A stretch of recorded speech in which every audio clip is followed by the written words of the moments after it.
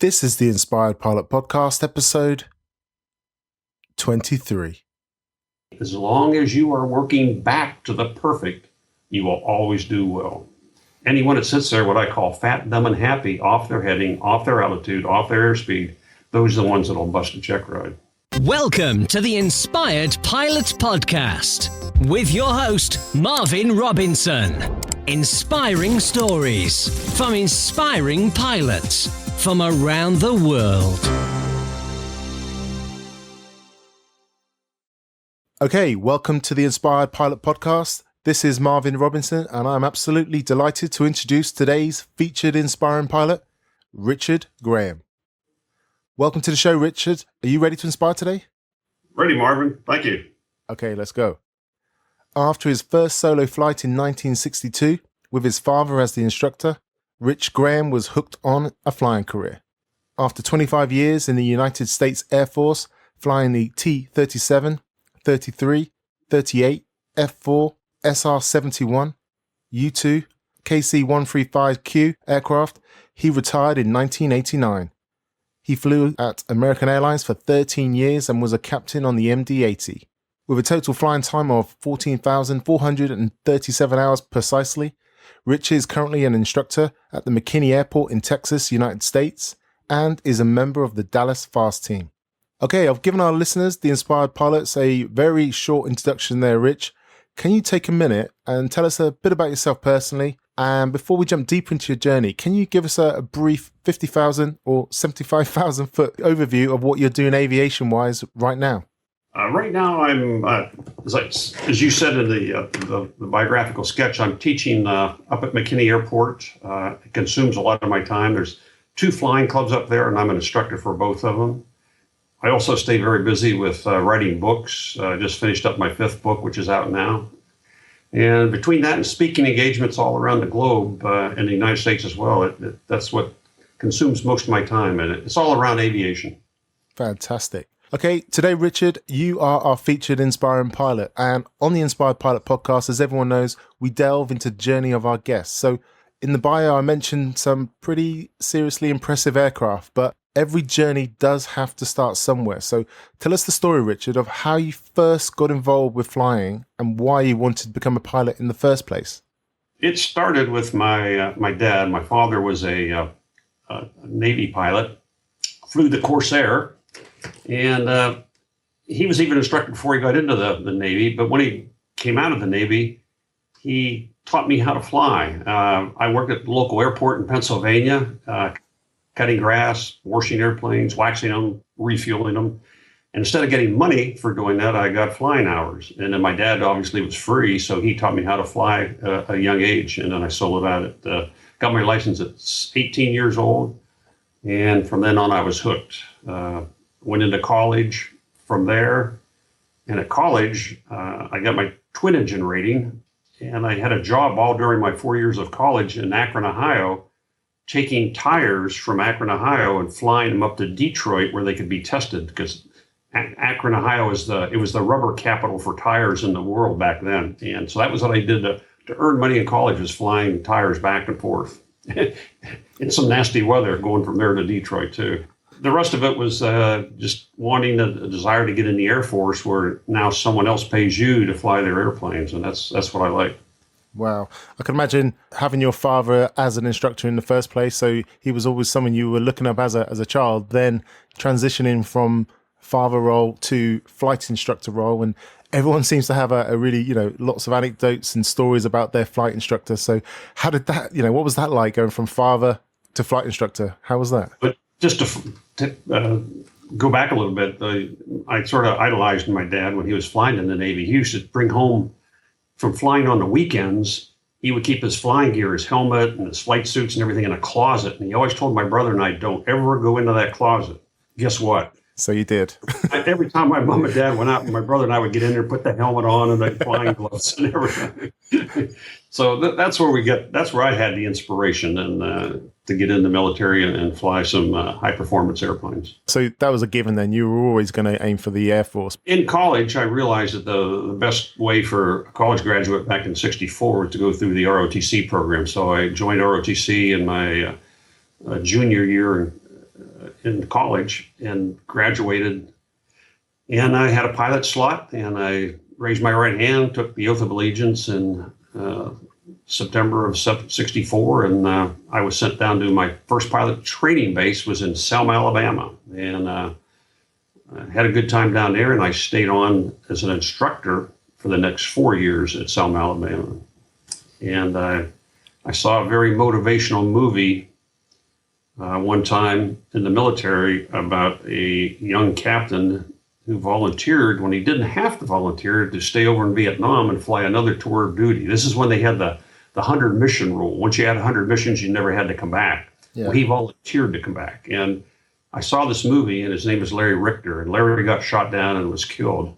And it just got me emotionally. And that's when I walked over to the personnel office that put in my volunteer statement right then and there to get into Vietnam. And that got me into the F4.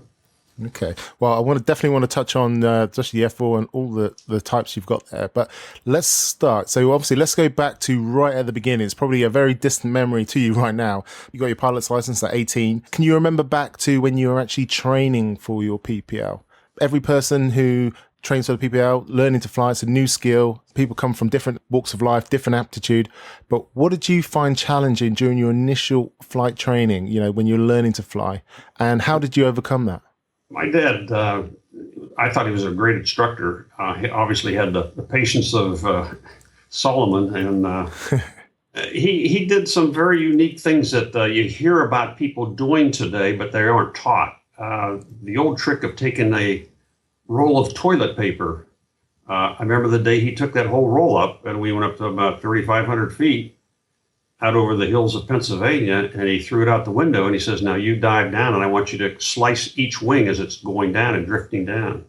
And it's a maneuver where they used to use back then about getting a feel for the airplane, what are your limits and how to do this.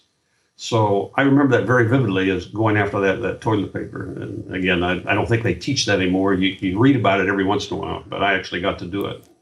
Wow, I've never heard of that before. How many rolls did you go through?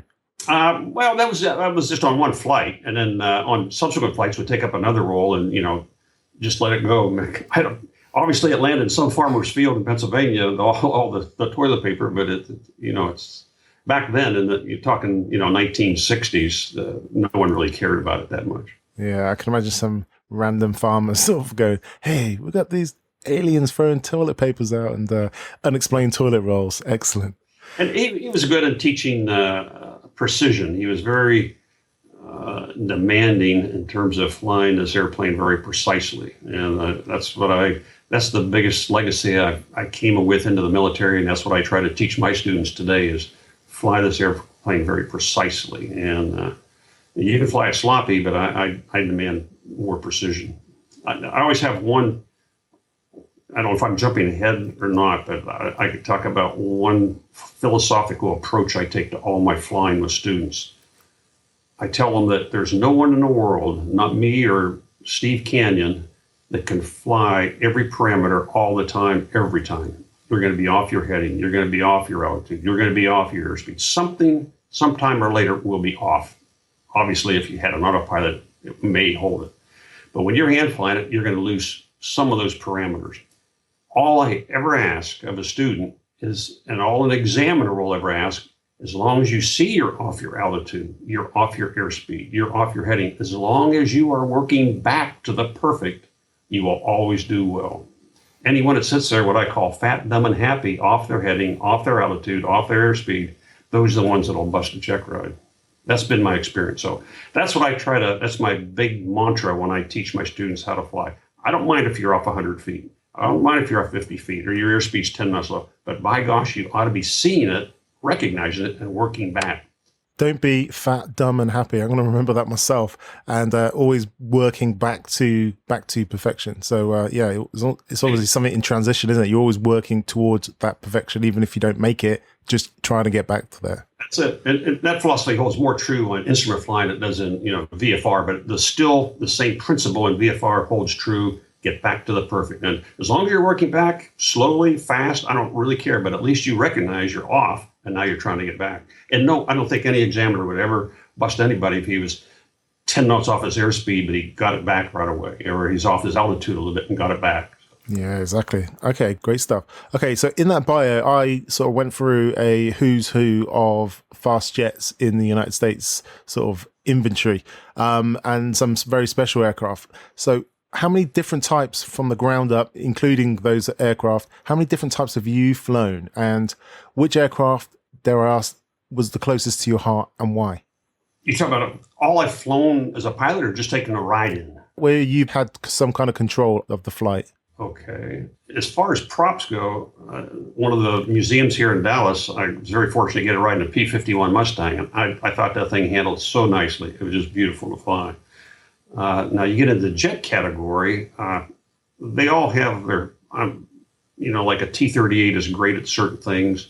The F-4 is great at certain things, and so is the SR-71, as well as the U-2. So they all have their different nuances of why they're great to fly. But as far as just a propeller airplane, I've picked the P-51 over anything I've flown, performance-wise and just the ability to fly. Yeah, fantastic. I love the way you, obviously you've got a lot of jets to choose from, but that P-51 has resonates with you. And just curious, what was what was that old dog? What was the worst aircraft you've ever flown? The worst? I haven't really thought about that. I don't think I've ever had a worst airplane. Some are harder to fly than others, and I would say the hardest ones I find are just getting back to a good old tail dragger and doing good landings, either wheel landings or 3-point landings. So those are very challenging for me, and they're hard to do. They're hard to fly very well and do it perfectly. Yeah, I think I should rephrase that question then. Yeah, that old dog of an aircraft. Excellent. Okay.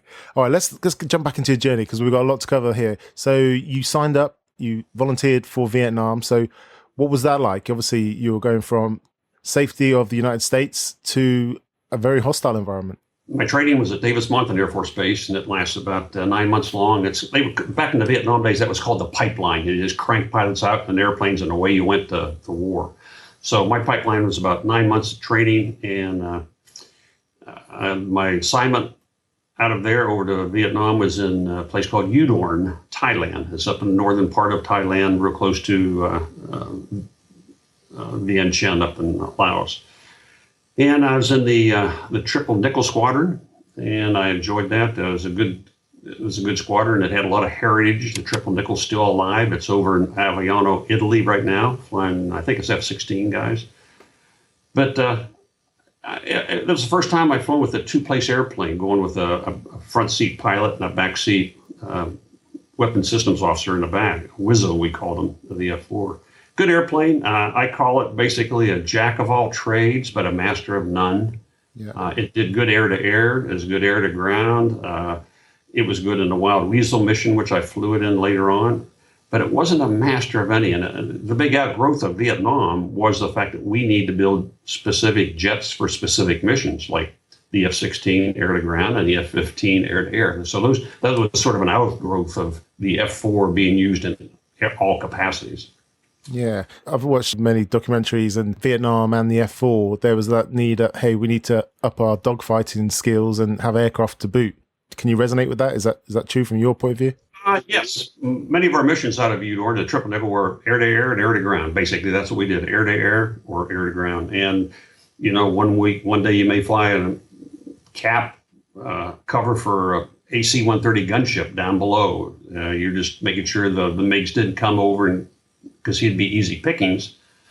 Make sure the MiGs were held at a bay. And the next day you may drop in 500-pounders of the DMZ, or you're going up with air-to-air missiles and looking for MiGs or trolling for them. So your missions were varied over there. You flew a little bit of everything. Wow. Yourself personally, what was it like going head-to-head with a MiG? Unfortunately, the powers to be, when I was flying them in Vietnam in 1971 and 72, that's March of 71 to March of 72, the powers to be said you are not allowed to fire unless you're fired upon.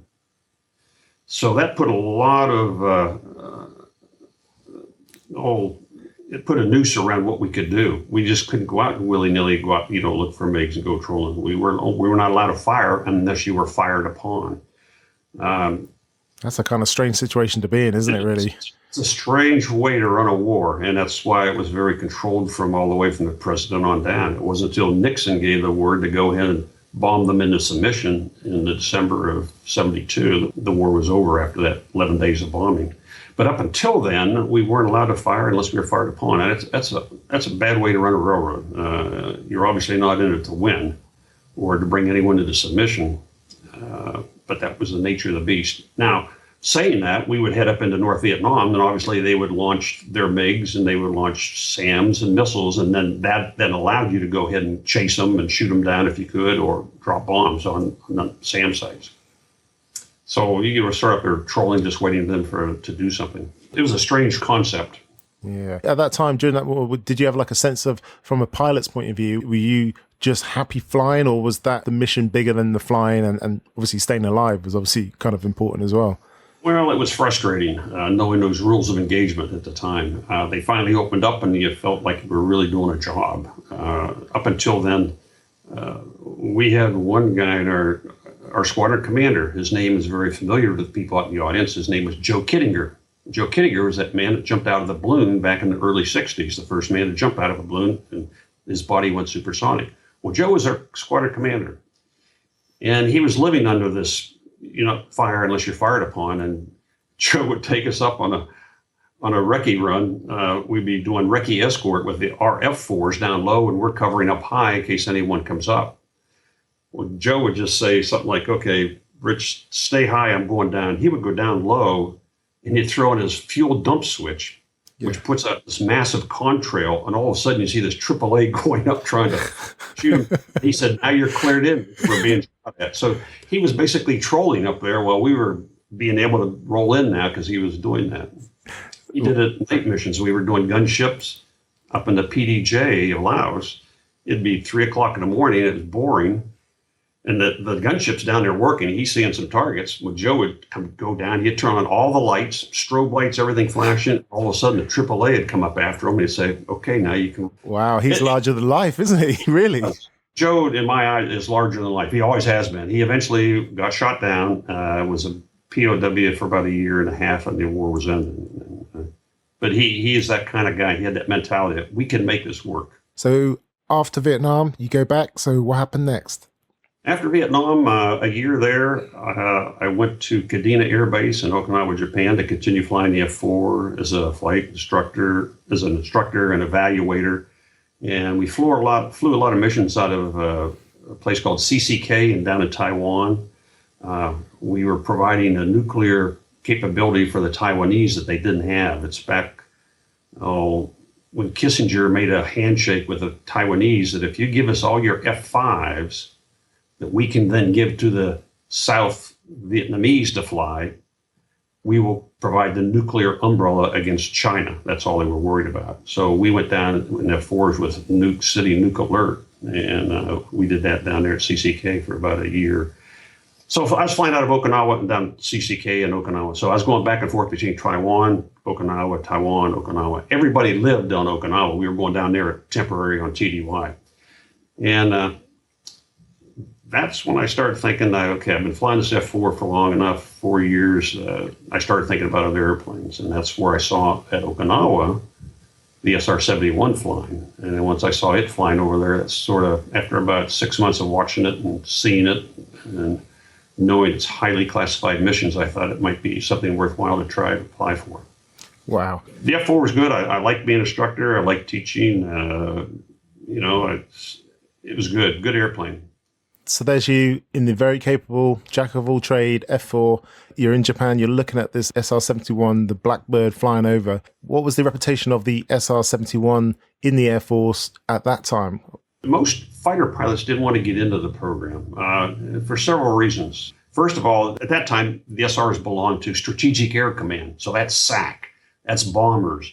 And no fighter pilot, it's got the big ego of a fighter pilot, wants to go to Strategic Air Command that has the B-52s and tankers. So that was the one downside of wanting to get into the SR-71 because it belonged to SAC, Strategic Air Command.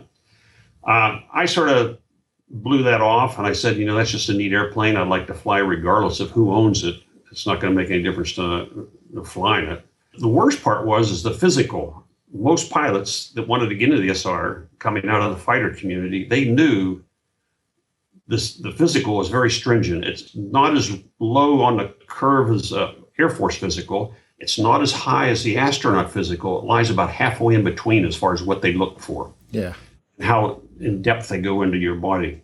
And a lot of guys just don't want to take the risk. A lot of guys that volunteered for the SR-71 program in the early days, they were grounded permanently because they couldn't pass the physical and they found something debilitating where they shouldn't be flying to begin with. So that word gets out around the community and the military, and I guarantee you, not too many people want to volunteer to take that physical, so to speak. You may have a flutter in your heart you keep flying with, and no one even knows it. You don't even feel it, but they can find it. So that prevented a lot of guys from wanting to take we called it 𝗘𝗶𝗀𝗆 physical. Wow. And I knew nothing was wrong with me that I knew of, and I said, well, why not? So then that's when I applied in 1972 for the program. So at that time, you were a big-egoed fighter pilot, fit as, and you decided you go for it. So what was that process, the application process for the SR-71? Well, it's very difficult. First of all, you have to send in this huge package. I'm over at Okinawa, so they want all your flying reports, all your efficiency reports, all your physical records, all this data you send to Beale Air Force Base in California. That's home for the airplane. So it goes to a shop there, and then they sit on it, and they look through it, and from the written record, they then select every year about maybe one pilot, maybe two pilots, whatever the demands are, but not much more than two pilots a year or two navigators a year. So they look them over, and I got notified that I was selected for the interview. So that means they passed all the paper records. Now they want you to go to Beale. You go to Beale Air Force Base for 1 week. And while you're there, you interview one-on-one with the wing commander, the vice wing commander, the squadron commander, the deputy commander for operations, all these people who have a vested interest in you. They interview you one-on-one, and they give you a rating of yes or no on a folder. You don't see the folder, but they've got, once I became part of the process, I know what they have. Yeah. So they have a folder, and you put yes or no on it. If you make it around with all the interviews with all yeses, you then go down to Travis Air Force Base, and it's about an hour away from Beale, and take your massive physical. It's a 2-day physical down there. You stay overnight. And then if you pass that physical, you go back to Beale, and you get evaluated. You get 2 flights in a T-38 with an evaluator, an SR-71 guy. You fly the T-38 twice to see how your flying skills are. And then you get in the SR-71 simulator, which you've never seen in your life. And they just want to check and see how you cope with a new airplane. Do you fall to pieces, or do you handle it with a little bit of, knowledge? If you pass the flights, you pass the simulator, you pass your interviews, you don't know. You go back to where you came from. I got on the next tanker at Beale, and I went back to Okinawa. And they tell you you'll get a letter of acceptance or you'll get a letter of rejection in about 2 to 3 months. And within 2 months, I was very fortunate. I got a letter of acceptance. What was that moment like, Richard? Well, that's just to get into the program, and then we'll talk about the training of it too. So so far there's no guarantees anything's going to happen. You've just been accepted into the training program at Beale Air. Okay, fantastic. So next step then. So you're back to your unit. What were your colleagues, your peers like at that moment? Did they know what you were doing? Oh yeah, they knew I applied for the program, and they all knew I got accepted, and they said, "Good luck." Because it's not over with. It's still, there's, the next 9 months of training are very demanding, and you can wash out anywhere in that 9 months. So, yeah. And not a lot of people want to put up with that. If you're very comfortable with flying the F4 and a fighter pilot, and you think you're God's gift to aviation, why not just stay with it? Yeah. And, that was like a 9-month commitment that you sort of signed up for, but you could have, as you said, get washed out at any moment. If you did you have a route back? That's the one thing about our program. It never belonged, the SR-71 program, training program, never belonged to the United States Air Force. They always, about every 2 years, they tried to say, hey, you guys need to be part of our regular Air Force schools. And we said, no, you don't really want to do this, because if a guy washes out, when you wash out of an Air Force flying school, you will meet what's called an FEB, a Flying Evaluation Board, because obviously something's wrong with your talents. It could just be the airplane that you're trying for, but something's wrong. So you meet an FEB, which could end up taking your wings away or recommending you go to transports or go to tankers or not fighters. So the fact that this is always hanging over you, we didn't want that with the SR-71 training. It was too intense. And if anyone washes out of the SR program, they go right back to where they came from. In my case, it would have been back to Okinawa to fly the F4. And it's like the Air Force doesn't even know you've applied for it, so to speak, because you're not going through any real formal training. Wow, yeah. And hard to explain, but it's just the way we did it. We did it all in-house, all our own training. And every 2 years, the Air Force would come up and say, hey, we want you to be part of the Air Force schools. And we said, nope, you don't want to do that. No, okay. It's interesting. I'm aware of like some special forces and people have to apply for special forces, but if they don't make it, then they just go back to where they were, you know? So for the same reason, it's a very specialized program they're trying for. And they, by gosh, if they can't make it, they have all the rights to go back and be a regular where they came from. Okay. So 9 months, you obviously made it. What was the biggest challenge for you during that 9 months of training? The biggest challenge is the simulator program. When you first show up at Beale, you get checked out in the T-38. So you and your navigator, you meet up with your navigator. It's a navigator in the back seat. They call me RSO, Reconnaissance Systems Officer. So I'll be using that term, the RSO. I met up with my RSO, Don Emmons, in June of '74. We showed up for training. I had never met him before, and he had never met me. That's who you meet, and that's who you're matched up with for the rest of your life. He's the only one ever who you match up with in training. That's the only person you can ever fly the SR-71 on an operational mission with. We don't mix and match crews like F4s. In an F4, I never knew who was going to be in my backseat tomorrow, the next day, the next week. In the SR program, every operational flight you flew as a formed crew. Now, training sorties and other sorties are different, but I'm talking about the operational reconnaissance missions had to be done with a formed crew. And why was that, Richard? Well, first of all, you need to know each other. I'm sure you've heard about CRM, Cockpit Resource Management. That's a big buzzword. It came into vogue about 10, 15 years ago about a cockpit. Everyone's in this together. The captain isn't, when I flew for American Airlines, the captain was God. Well, they're not God anymore. They realize that there's two people in that cockpit and they both have an equal say. And that's the same thing. This was the ultimate CRM developed way back in the 1968 era that we always flew all the time with the same person. You need to know them intimately. Like I know Don, if I was flying along at Mach 3 over some bad guys and I just said, oh my gosh, he knows exactly what oh my gosh means. But to someone else, that can mean, look out, so, we got missiles coming or we got some problem. So you just need to know each other and how they're going to react under circumstances with the SR-71. Fantastic. Wow. I love that. Ask me the hardest part. I digressed there. Go for it. Yeah, go for it. Hardest part is the simulator. Yes. I had 137 hours in the simulator before you put your first footstep in the airplane to fly the trainer model. 137 hours. You get 12 missions. Each one of those missions is a fail point. For each mission, like mission number 1, you get 2 practice missions.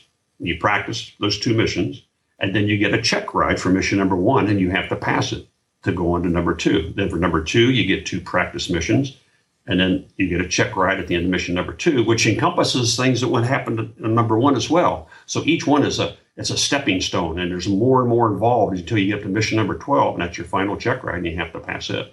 We generally try to wash most crew members out in the simulator before they even put their first footstep in the airplane because of costs of getting and flying the airplane, and also to get them back into their own, get them out and back to their own airplane they came from as quick as possible. Wow. 12 stepping stones of... 12 major stepping stones. Any one of those is a fail point. So once you get your 12 simulators, you then put your first footstep into the trainer model. The B model, it has an instructor in the back and you as a trainee in the front. And in that, you only get 5 flights. We don't have the money or the latitude to give you a 6th flight. You get 5 flights and you have to pass at the end of the 5th flight. There's no more ifs, ands, or buts. Gosh, just bonkers.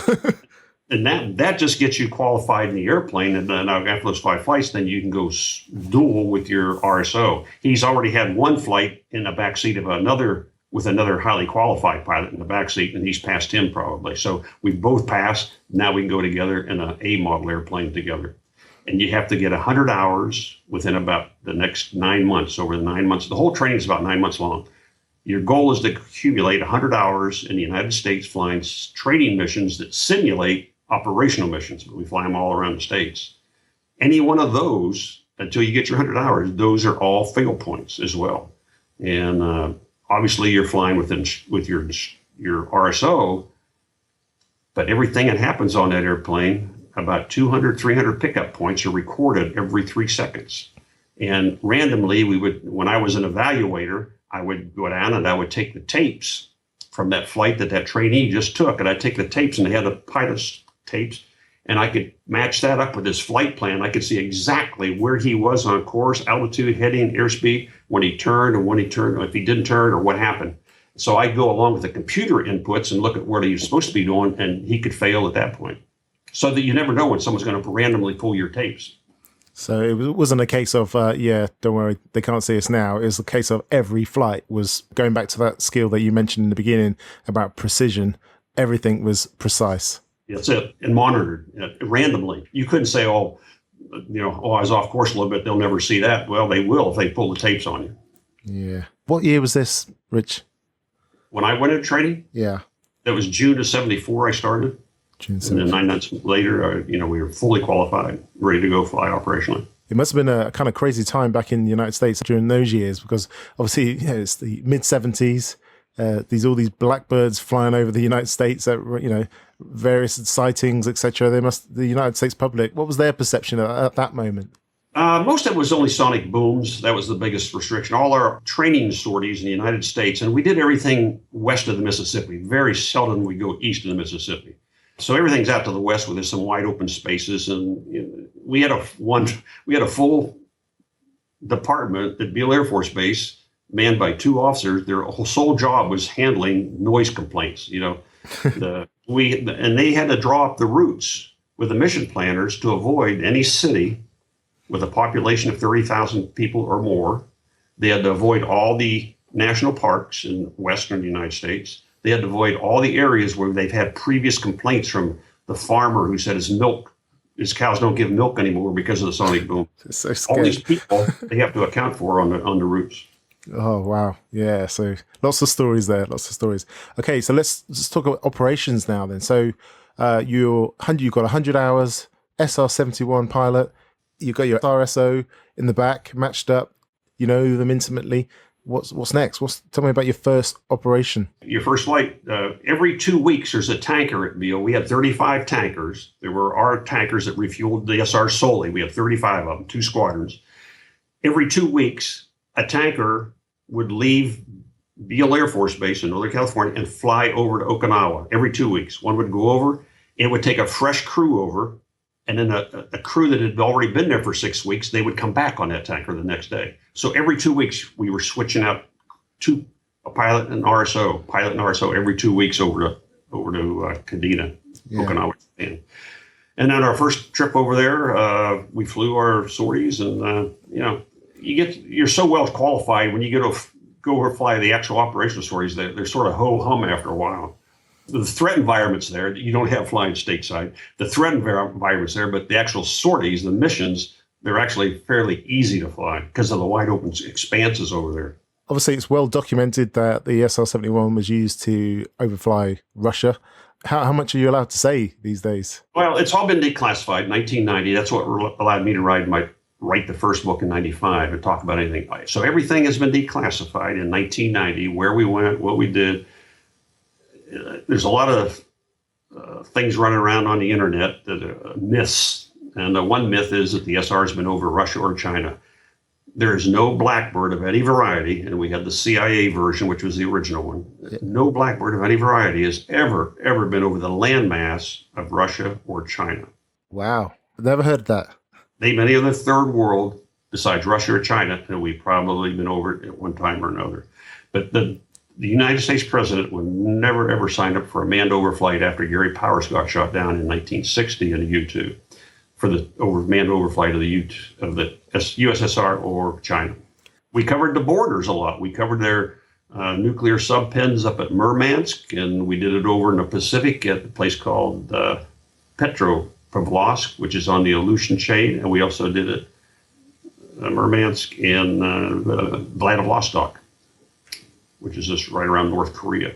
So we covered all around those two areas, but never directly over the landmass. And our cameras were good enough. You could be, 20, 30, 40 miles offshore, and our cameras were reaching in, 60, 70, 85 miles into the interior. And so if all your seaports, when we did a lot of reconnaissance for the Navy, are all obviously around the water, that was easy for us to get in there. Yeah. And every mission had its goal, right? So you knew exactly what you were doing, exactly. Did you ever have any opportunities where you went, oh, look here, and caught something else that you weren't expecting? Oh, no. This airplane is, that's one of the things when you take your physical down Travis, you have a 1-hour interview with a shrink. And I could never figure out why the pilots got the interview, but the navigators never got the interview. Well, once I became part of the hiring process as a squadron commander and wing commander and all that, I realized what that shrink was there for. His goal was to sort out this pilot who's an applicant for the program to make sure he doesn't have an ego so big that he could take this airplane and take it off course and do something stupid that would embarrass the president or get us in a national crisis.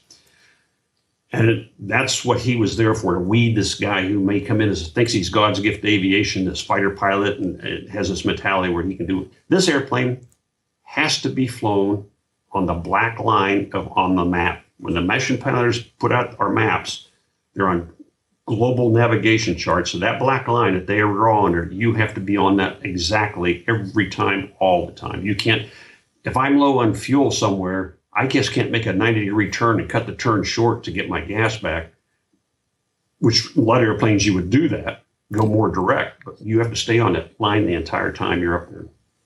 Yeah. And if you don't, there's most people don't realize, there's other, and I'll just use the quotes, national assets. They know exactly where you're at. Wow. Because basically during that time as well, it was very, very sensitive, wasn't it? So any sort of any change off that black line could be the difference between a world war, basically, at that time anyway. Or creating a major incident, big incident. That's exactly right. And that's why we had to stay over there. And there's no one up there. I mean, you're up there on your own. I mean, when you go up to Murmansk, or you go up to some places, the 𝗵𝗶𝗹𝗶𝗍𝗍, there's no one up there to help you. Like in Southeast Asia, if you get shot down, you have your rescue forces that'll come in, and you got people talking to you on the radios. In this airplane, I would venture to say, from the Pentagon on down, there's probably I would say maybe a dozen people who know where you're going.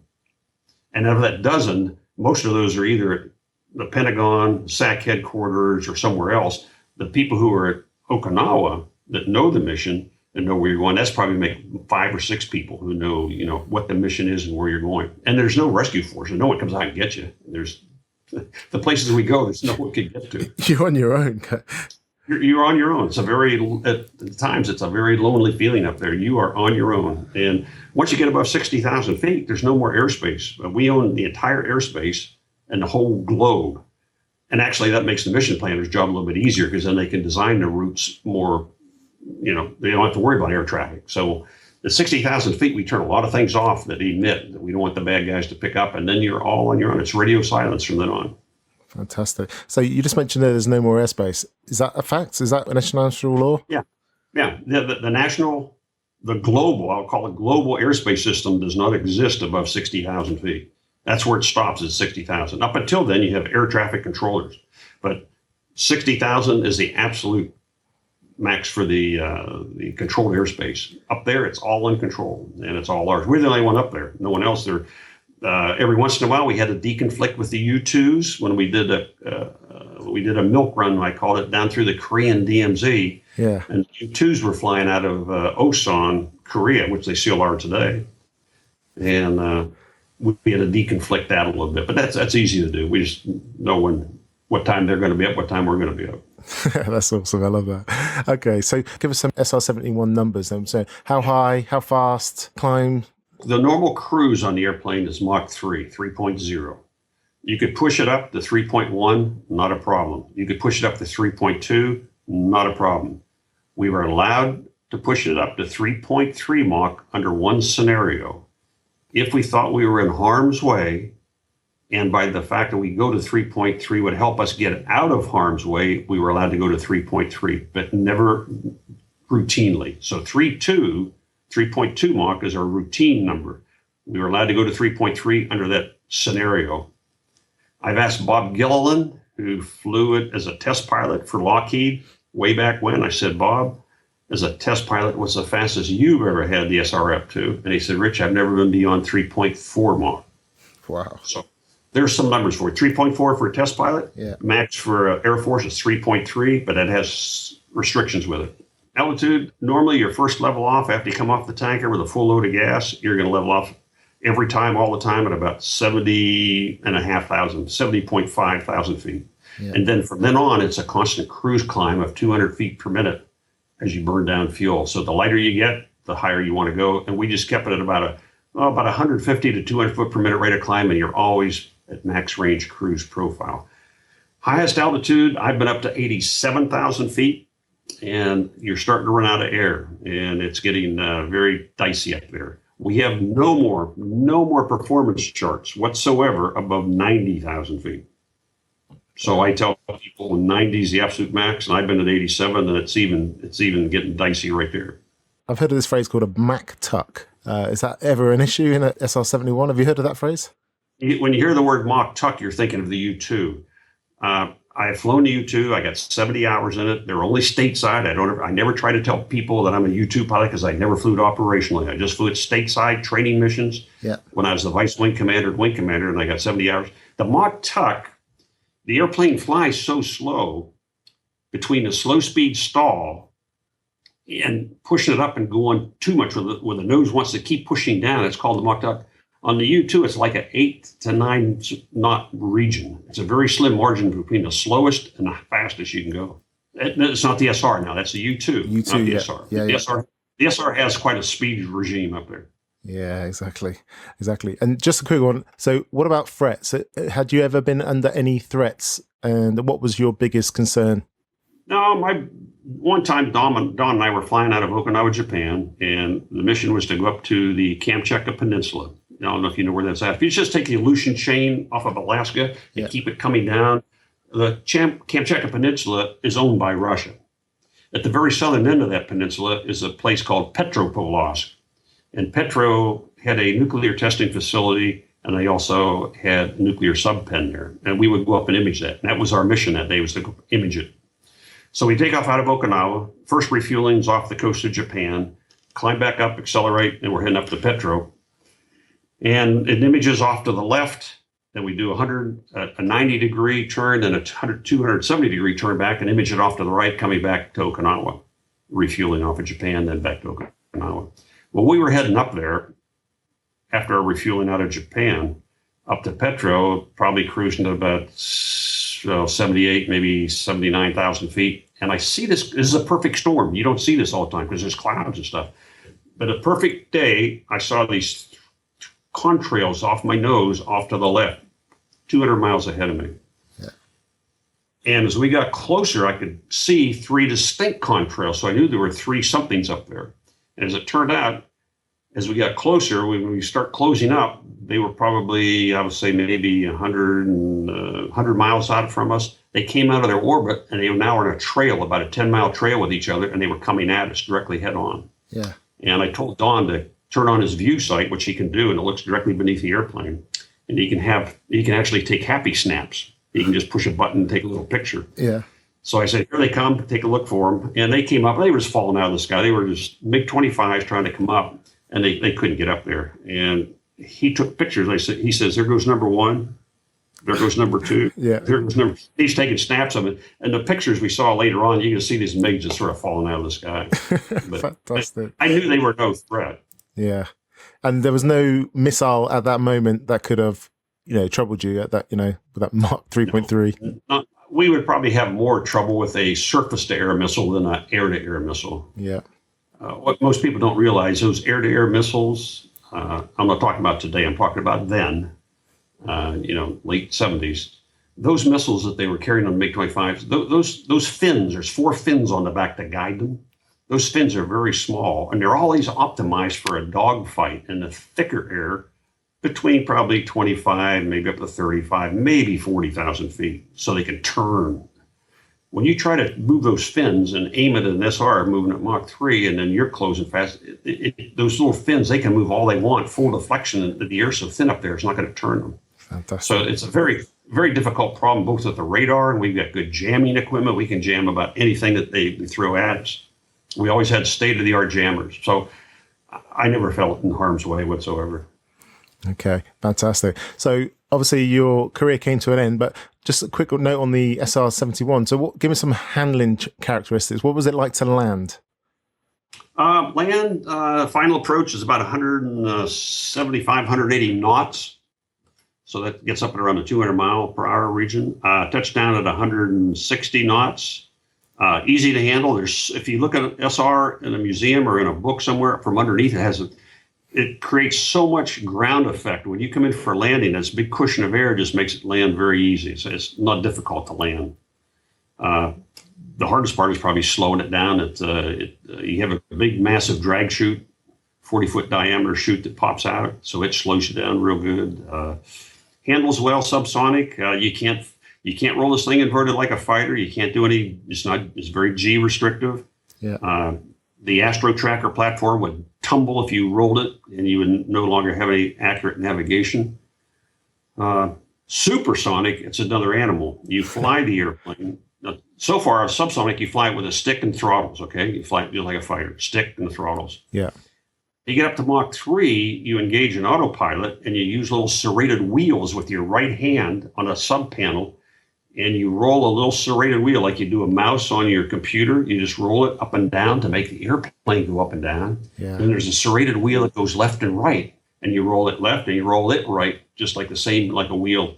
So with your right hand, you use a little pinky underneath to roll left and right, and the little finger, your index finger, to roll it up and down. And that's how you flew the airplane, up and down, left and right. So the stick is disabled. Now, when you really want the accurate navigation, then you turn on the autopilot, and now your left and right is gone. R2-D2 now runs the show as far as navigation. The computer, the Astro Tracker, then navigates the airplane. So you're not turning to left and right. It's doing it from the computer. The only thing you fly now is the up and down, and your hands are over the throttles. And so you're controlling the throttles, and you roll the pitch up and down as necessary. Fuel flows while you're cruising at Mach 3, burning on each engine about 20,000 pounds per hour of fuel. So that's about 40,000 pounds per hour of fuel. Wow. I mean, it sounds like a lot. Yeah. How much fuel did you have? What most people can't put into their crank into their head, when I say 40,000 pounds an hour, they can't figure out how far down your road you go. And in my first book, I didn't want the reader to go away with thinking 40,000 pounds a lot. When I compared it against a 727, a DC-10, and the MD-80, which I flew on all three of those airplanes from American Airlines. It's more fuel efficient than the DC-10 and the 727, and it's not quite as fuel efficient as the MD-80. So that sort of puts it in perspective. Even though you're burning 40,000 pounds an hour, you're going one hell of a long way down the road. And that's the hard part you can't get your head around. So from a fuel efficiency standpoint, it's real good. Yeah. Okay. So how did your SR career come to an end then? What was your last flight? Is it like a natural progression? Well, most people that get into the program fly for maybe 3 years, maybe 4 if you're lucky. Well, I was there 7 years, and I said, my luck's running out here. Something's going to happen. And what happened was they asked me if I wanted to become the squadron commander.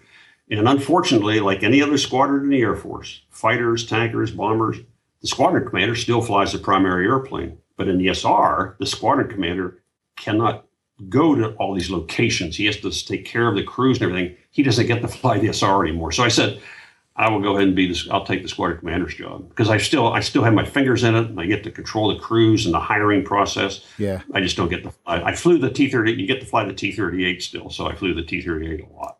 Yeah, so you can still fly then, but was it like just part of you? You felt like you just wanted to hang in there and just continue with the development of the program? Yeah. Our all-time high guy in the SR-71, his name's 𝗟𝗃𝗍𝗍. And JT, hard to believe, he flew this airplane for 17 continuous years. Now, wait till you hear the number of hours. In 17 years, he ended up with 1,000 392.7 hours. Now, that's not a lot for 17 years. Most you fly airlines for 17 years, you're going to come out with a lot of air miles. So to fly 17 years and end up 1,392.7, he is our all-time high guy. Everything to do with the SR-71, just the numbers-wise, are always just crazy, aren't they? Yeah, you learn a lot of numbers. They become second nature once you start using them. Yeah. What was the situation with the U-2? Is that just a rite of passage that you were able to fly it? No, it's ironic. When I was the wing commander at Beale, actually when I was the vice wing commander at Beale, Strategic Air Command came down with a message. And the message said, we want all the wing commanders and vice wing commanders to fly all of their wings airplanes.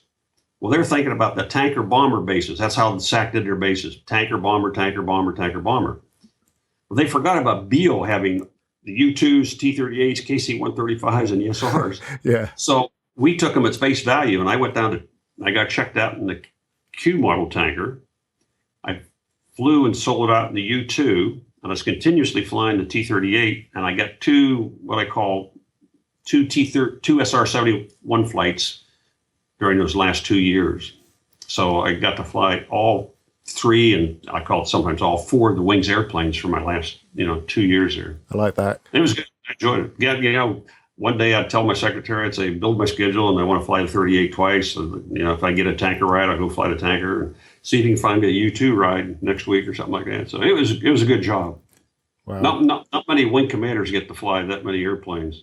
You could have been at an airbase where they just did training aircraft. Oh, yeah. But Beale had a few more toys than the average airbase, right? Yep. Fantastic. And what about the U-2 pilots and the SR-71 pilots?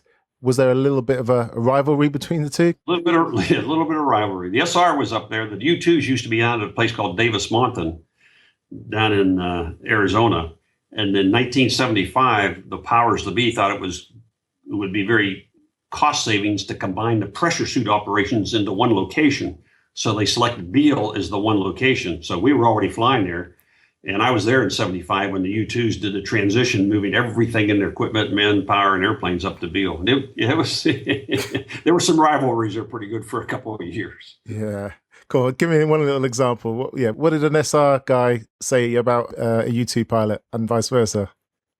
Well, when we get into the officers club and start drinking at happy hours, which they don't have anymore, it get pretty rivalry over there in the club.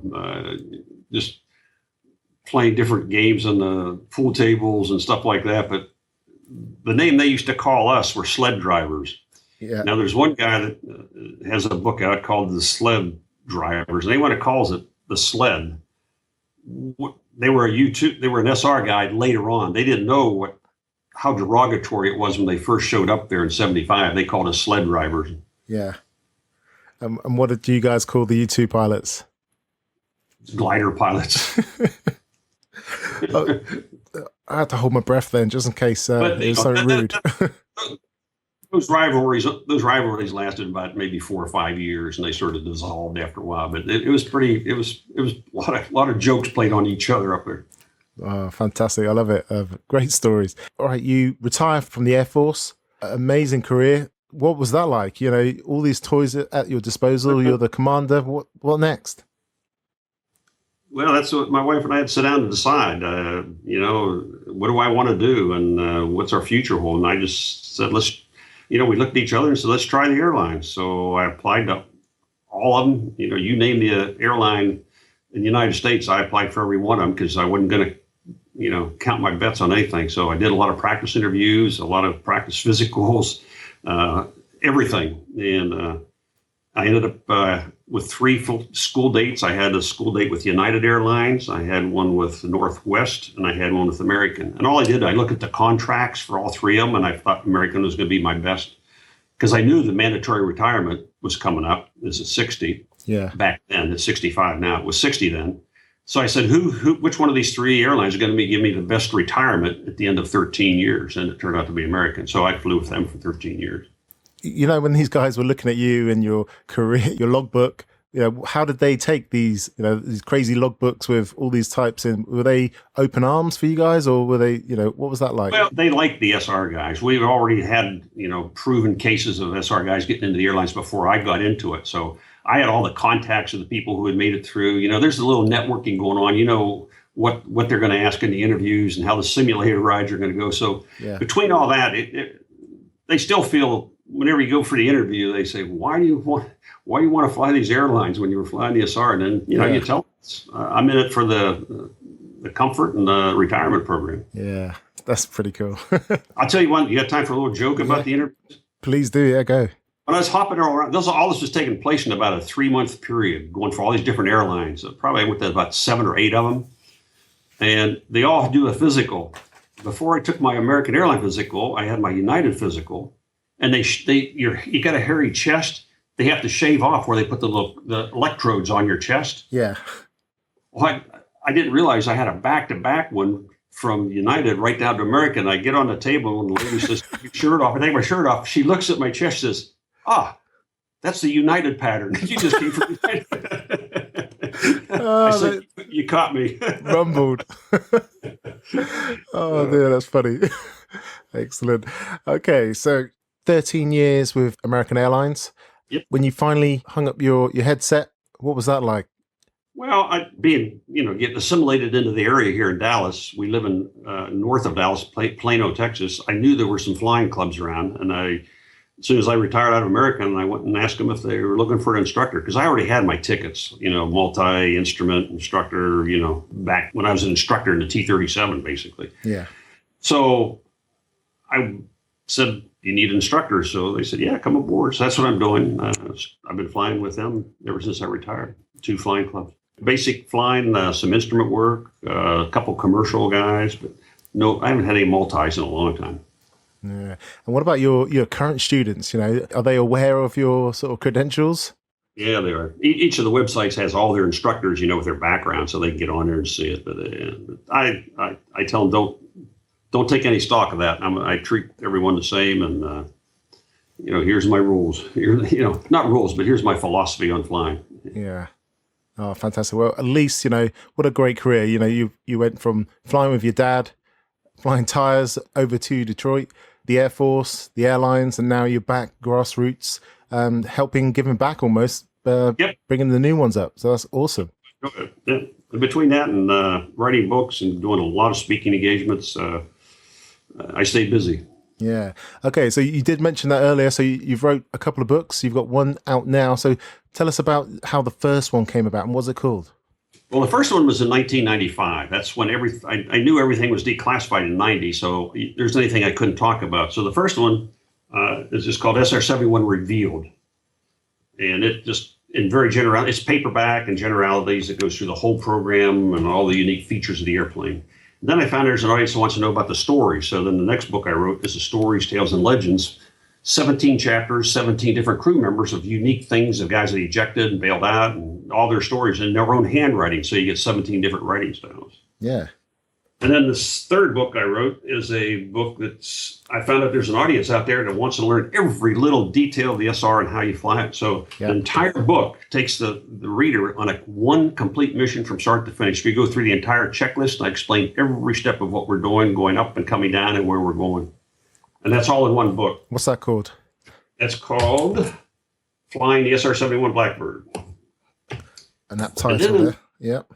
Then my publishing company said, "We want you to do a coffee table kind of book." So that was the last one that came out. And it's a book that it's a big format, high quality pictures, and tells a story more in pictures than it does in words.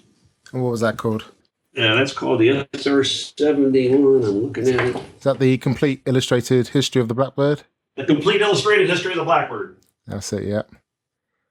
And then the last one, it just came out last week, brand new, off the shelf.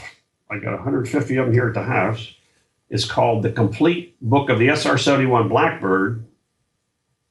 And then it's got a subtitle, The Illustrated Profile of Every Aircraft, Every Crew, and Breakthrough of the World's Fastest Stealth Jet. It's got an appendix in the back of it. It's got every crew that flew, all 86 crew members that flew on operational reconnaissance missions, as they have their crew picture taken. Fantastic. And you were hands-on with these books, every single one of them? Oh yeah, I wrote every one of them. Yeah. Fantastic. Yeah, No, the only thing I'll say, I don't do the cover design, all that. I supply the pictures. I get them from Lockheed and other people. Great community out there. I get a lot of support from people. And but yes, all the book is mine. But when you come to the cover up and all that, that's not me. I help them out and design a little bit. I give them some options on pictures, but the layout that's theirs. Yeah, that's awesome. I think the SR-71, because there was nothing like it at the time, and since there still has never been anything like it ever since, it is legendary. And you said there about the other book with the details. There are a lot of people out there, like fans, and I thought I knew everything about the SR-71, but I absolutely know nothing. And but I'm a big fan, and anyone who flies just loves it. So I like the way that you've sort of got all your books seem to sort of cover a kind of base, as it were, a baseball analogy for everyone who sort of likes the detail or the pictures or the stories and everything else. So the history. So yeah, I like that. Are all those books available on Amazon or in store? Yes, in fact, I would recommend if anyone wants to get them, do it on Amazon, because I got it's all one shop of mailing and everything. I can do it all on Amazon. The only thing they got to be careful of, everyone else is selling my books, but if you want an autograph5 you have to make sure you're on my site, Rich Graham autograph copy. Okay, so what's your site, Richard? I don't. It's 5 different selling sites for each book. Yeah. Okay. But if it's running at the full, if you see it at a cheaper price, it's not going to be the full one. Mine sell for the full price, and I might mention to your audience that we donate the royalties that I get to the museums. There's a museum here in Dallas that has the world's one and only SR-71 simulator is here in Dallas, and we donate the royalties for its upkeep and maintenance. The SR-71 that's in the Smithsonian in Washington, D.C., we donate the royalties for the upkeep and maintenance of that airplane in Washington, D.C. So that's where I use the monies for the royalties to keep things going. And we do a lot of charity organizations too as well. So fantastic. So to get a autograph book, go direct to Richard's site, and I'll make sure they're linked to in the show notes. And also, I like the way you're giving back to these places that are sort of maintaining the history, which is, maintaining your legacy. My wife and we looked at each other and said, this is not going to change our lives that much. Maybe we can change something else. So that's what we're doing with the royalties. Yeah. And what about the speaking? What kind of things are you doing? Who are you? What your audience is like? My biggest audience are either engineering groups. I just came back from one in the Gulfstream jet. It's made in Savannah, Georgia. I just came back giving a talk to those people. Engineers and aviators. That's basically the communities. Engineering groups, they love to hear the Kelly Johnson story of building this airplane. Yeah. And then the aviators like to hear obviously the flying end of it. So I've got about 6-7 different PowerPoint presentations depending on the audience, and just mix and match. And that's something you love. I can hear your passion in your voice. It's as if you just did it last week. That's how I can hear in your voice there. So very passionate, right? Yeah, I love doing it. In fact, when I'm over in England in March, I got 6 speaking engagements. I've got one at Loughborough University, RAF Fairford, Duxford, Manchester. I got West London Aero Club. It's just outside of London to the west. Yeah. And I got one up in Nottingham, a place called Derby. I'm just looking at my computer here when I read those off. I don't have those memorized. No, well, you did a good job. Yeah, Loughborough, Duxford, West London Aerodrome. Yeah, it's great. In Duxford, they have the museum there, and that's where I saw the SR-71 there, which was absolutely mind-boggling. I've got the pictures and videos to boot. So yeah, all love it. I'll definitely make sure while you're over here in the UK that I meet up with you and at one of those locations. So we'll definitely keep in touch, and that'd be awesome. Okay. Yeah. Yeah, we'll be there for a month. So just let me know. And then if you live close to any of those locations, we can work it out. Yeah, definitely do. That's good stuff. Out of all those amazing stories you've told so far, but what was the key moment that if you had to choose, you would sort of raise above and say, that was quite a significant moment? Well, if you put them all together, I'd probably say, can I say 2 of them? Because it's you, Richard, and you flew the SR-71, you could say 3 if you want. Yeah, well, one of them is in Vietnam. 2 guys, an F-4 got shot down at about 10 o'clock at night. The SAM got him, and we stayed up, myself and my backseater, we stayed up all night long. We were the only airplane up there, going to tankers and coming back, going to a tanker, coming back, talking to them on the radio, letting them know that we're up here, and at first daylight, the rescue forces were going to be there, and they got them out. And we had one hell of a party at the officers club when they got back in the helicopter. So that was proud of just being able to take part and be able to do that, to save 2 people from being captured down there. Wow. The other one is probably after you fly your first operational mission in the SR over at Okinawa, they have a big whoop-de-doo. And I was just, after that long 9 months of training and getting it done and finally getting around the course, and it stands out in my mind. Yeah, wow. All that training, that 9 months is just the 9 months, that last 9 months, which is crazy. There's 12 steps, 12 hurdles that you overcome. Then that's not even including the paperwork and the physicals that you had to go through prior to that. So yeah, that must have been a crazy moment.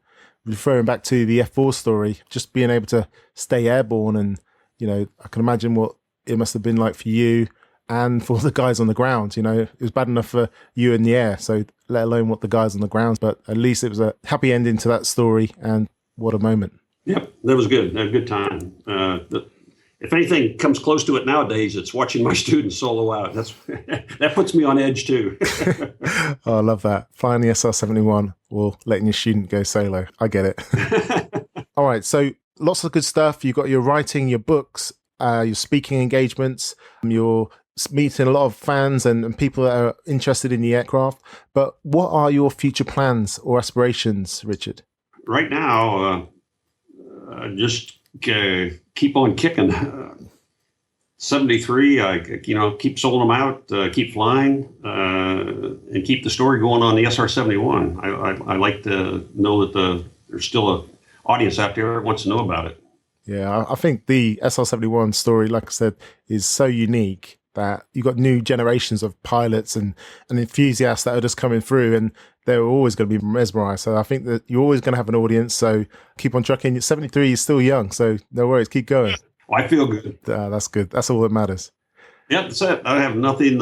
I've been blessed. Nothing physically wrong with me at all. Everything's working great. Fantastic. Okay, Richard, this is my favorite part of the show. Welcome to the Quick Fire Checklist. This is where I ask you a series of questions and you come back to us, the inspired pilots, with amazing and inspiring answers. How does that sound? You ready? Ooh, if I get the thinkers quick. Yeah, there you go. Okay, what is the best piece of advice related to flying that you've ever received, Richard?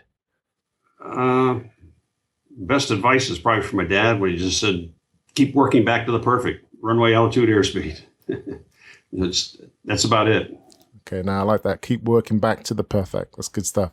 That's it. Okay, do you have a favorite internet flying resource that you'd like to share with the listeners? Flying resource? Yeah, something online. There's one that the gentleman puts out a newsletter about once a month, and it goes through all kinds of private pilot problems.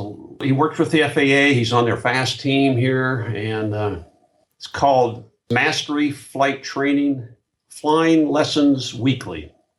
Okay, who's that with, Rich? And the guy that runs it is, I don't have his name here. But anyway, it's pretty professional. Just Flying Lessons Weekly. That should be it. It ought to be able to find it from that. Flying Lessons Weekly. I'll make sure that's linked to on your show notes. Okay. Can you share one of your personal habits, Richard, that you find useful and believe contributed to your flying success? Just the fact that there's no goal that's not out of reach. Think big. Think big. In the flying world, no goal's out of reach. Yeah, no restrictions. Nope. It's wide open. Okay. I think you answered this earlier. Trikes or tail draggers? Which do I prefer? Which one's harder? Which one do you prefer? Tricycle. Tricycle. Excellent. Can you recommend one aviation-related book? For someone wanting to learn how to fly? Anyone, yeah. If you had to recommend one book to someone else. One of your Brits, 𝗂𝗏𝗃𝗄𝗏, is an avid author, and Paul writes good books. He helps me with mine, and we share things a lot, but he puts out some good stuff. Lockheed SR-71 by 𝗂𝗏𝗃𝗄𝗏. Excellent. Okay, I'll make sure that's linked to in your show notes. Okay, I can imagine what you had back in the SR-71 technology-wise, but let's see what you have here. What is your favorite non-essential but essential to you technology gadget that you had in the cockpit? E6B computer. It's a basic whiz wheel we used to use for determining it's a rotary slide wheel on one side and you get your wind drift on the other side. Now it's all done with the computers, but I still use the old E6B computer. It's a manual thing. Basically, it's like the slide rules, isn't it? It's a rotary slide wheel, yes. Yeah, okay. Okay, here's my favorite question now, and really interested to hear what you have to say. If you had a time machine, Rich, and could go back in time and meet your younger self, just as you were about to start your flying journey, knowing what you know now, what advice would you give yourself? So it'd be some advice that I didn't have back then. Yeah, if you had to do it all again, if you can go back, what would you say? In the flying world, I think everything's possible. And back then, I thought there were a lot of stops and hurdles you had to make, but everything is possible. So basically, you'd go down and sort your younger mindset out and say, hey, Richard, everything's possible. Don't limit yourself. There's no limits. Fantastic. Okay, great stuff. Good advice there. Okay, Inspired Pilots, you can find all the links to all the resources and everything else we've been talking about in today's episode by going to inspiredpilot.com and search for Richard in the search bar to find the show notes for this episode.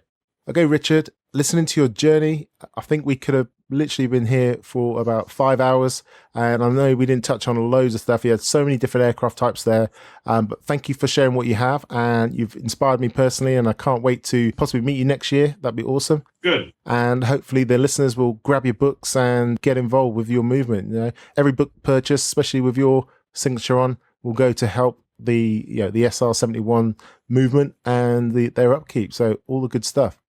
Hey, Richard, can you give the audience of Inspired Pilots one last piece of guidance and then we'll sign off? If anything, I would say in life or flying, anything you're doing, just reach for the stars. Fantastic. A good phrase for flying and personally in life as well. So good stuff. That's it. Okay, Richard, thank you so much for joining me on the show, for your time today. You've been very generous indeed. Love those stories. On behalf of the Inspired Pilots, I'd like to say thank you and speak to you again. Thank you. I appreciate it. Hope to see you in England. Thank you so much for joining me today for episode 23 of the Inspired Pilot podcast. Wow. I don't know whether you noticed, but I had a lot of fun there talking with Richard today. I literally felt like I was having a chat with Han Solo discussing the Millennium Falcon.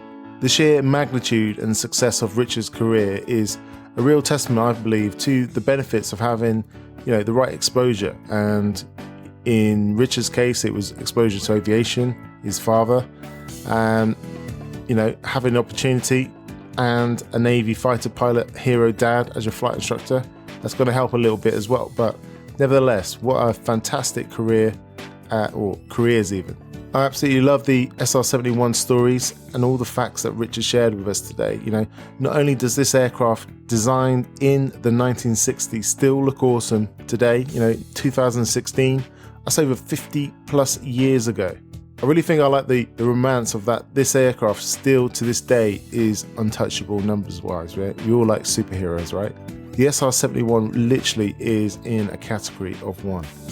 My biggest takeaway flying wise was what Richard said about striving for perfection. And I really love this. Striving for perfection with our flying. That no one can fly every parameter of every single flight absolutely perfectly 100% of the time. But we can strive and work towards that perfection once we recognize something's off. And I think that's the important bit there. We still need to recognize that we're off, and then strive back to that perfection. If you're 100 feet below the altitude or the height that you planned, what are you going to do about it? Recognize that and get back to where you plan to get. If you're too fast, too slow on approach, what are you going to do about it? Get back, sort it out. That's the way forward. I like that. Okay, don't forget to head over to the show's website, inspiredpilot.com. That's where you're going to find the show notes for this and every episode. You can also leave a comment for Richard directly on the page. As soon as I got off the interview, I had a million other questions that I'd love to have asked him. But if you've got a question yourself, add it to the comments and I'll see if I can get Richard to come along and answer some of the questions directly himself. You'll also find all the links to all the resources mentioned in the interview on that page too. I really appreciate receiving feedback about the show, so do get in touch. I reply to every single email, and you can find me on Facebook and Twitter. And if you do like the show, I'll be really, really grateful if you share it with your fellow av geeks, friends, colleagues, anyone else. And if you do feel inclined, please leave a rating and review on iTunes with as many stars as humanly possible, as this does help increase the show's exposure and therefore getting the journeys of our featured inspiring pilots in front of and inspiring more people, which is the whole mission of the podcast. Okay, that's it for now. Don't forget, wherever you are in your pilot journey, get ready to be inspired.